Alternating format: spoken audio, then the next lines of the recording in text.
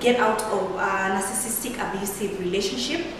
And basically what I'd like to say is that this living a narcissistic abusive relationship is always up to the codependent.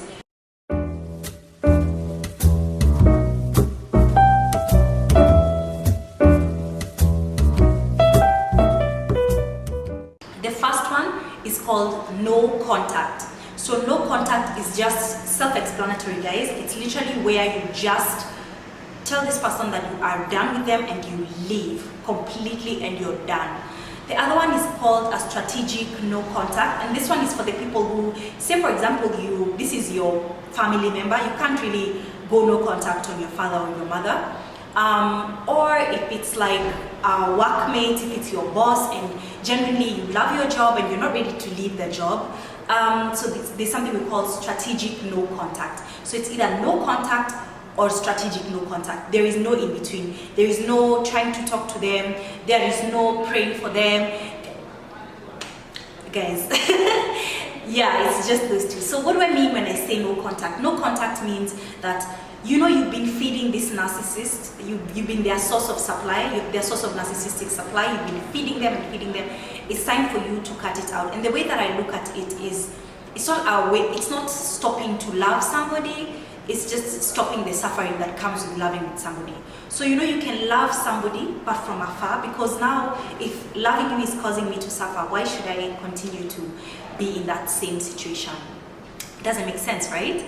Now the thing about no contact is it should be facilitated by a therapist. So if you are a codependent and you're coming out of a narcissistic relationship, you need to go into therapy, because you will need a lot of support, you'll need a lot of tools, because trust me, that narcissist is going to come and start hovering around you and they're going to want you back, they're going to want your attention.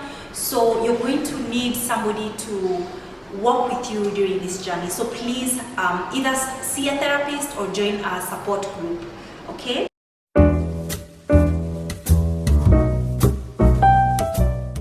Now, what do I mean by strategic no contact? So if you're co-parenting with this person, or if it's a family member, somebody who you can't, like completely cut off, there are a few things you can do. And the first thing is to set very clear boundaries. Set clear boundaries. You're picking the kids on Monday, Wednesday, Friday. You're coming at 10 p.m., 9.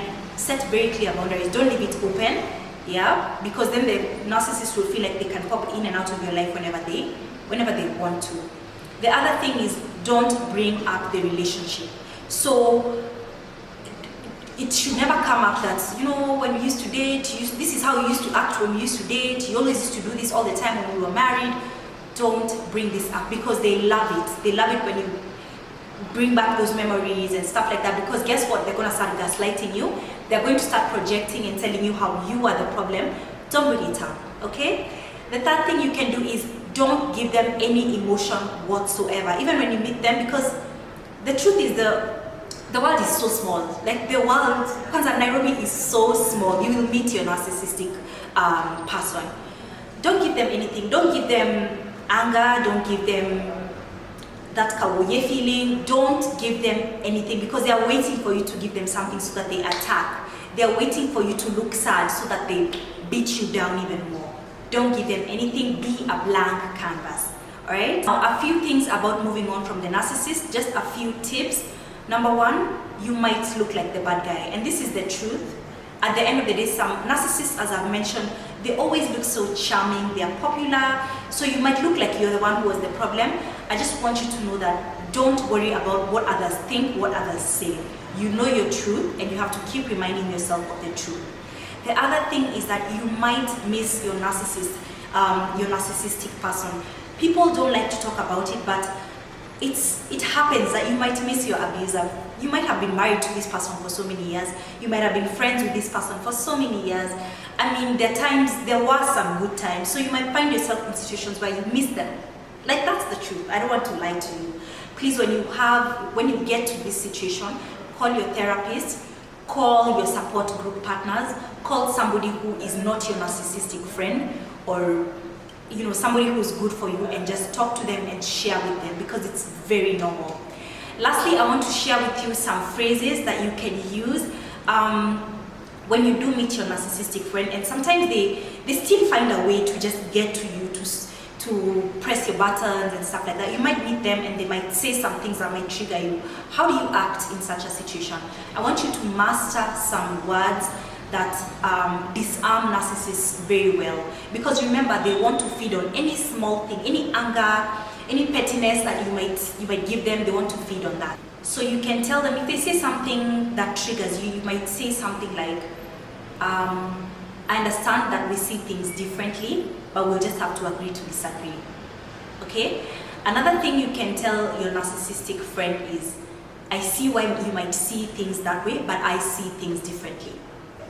Or for example, if it's a very heated kind of interaction with the narcissist, you can say something like, let's talk when you're more calm.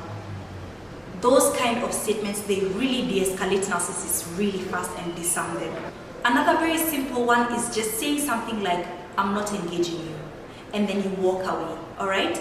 Because sometimes they want you to engage, they want the drama, they want that kind of thing going on. Just tell them, I'm not engaging you, and move on. So those are just some simple, practical ways and tactics that you can deal with your narcissist.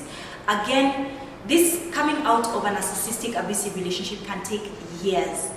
It can take a very long time. So it's going to require constant effort. You have to keep working on it. Every time you see them, you have to remember what are the phrases.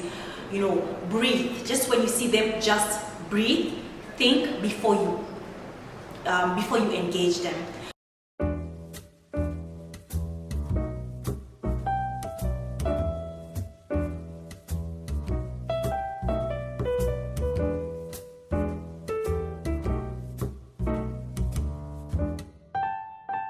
So I really hope you've enjoyed this series. I hope I've empowered somebody out there who is in a narcissistic abusive relationship. Lastly, if you feel like you're a narcissist and you're watching this, the only treatment or lifeline for narcissists is to go through therapy themselves, because they've got to do the internal work themselves. So thank you so much for watching. I hope you will like and share and subscribe, and I will see you next time during the next series. I'm sending you all the love and all the light.